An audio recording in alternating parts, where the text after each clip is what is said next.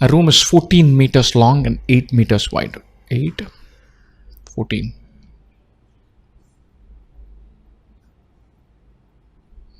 14 meters and 8 meters. Square tiles of 20 by 20 centimeters. So square tiles of 20 by 20 are laid down here along this entire thing.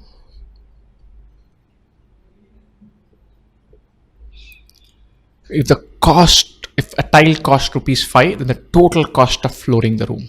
And so think about this: square tile of 20 centimeters by 20 centimeters. Length is 20, width is 20. Just a square tiles.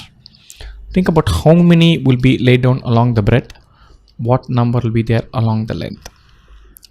Along the breadth, 8 meters is accounted for by 20 centimeter tiles, or 800 centimeters by 20 centimeters. 80 by 2, which is 40 units. 40 such squares can be placed here. This side, it is 14 meters, 1400 by 20, 140 by 2, 70 units will be there. In each column, there are 40 units. In each row, there are 70 units.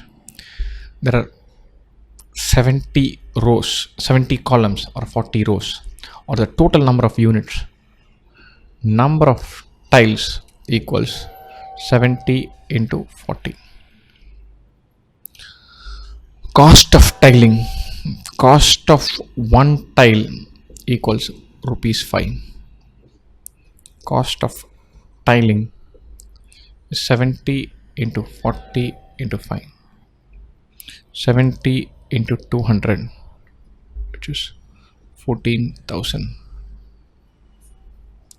Find how many tiles will be there. Each tile costs rupees 5. Number of tiles into rupees 5, the total cost of all the tiles.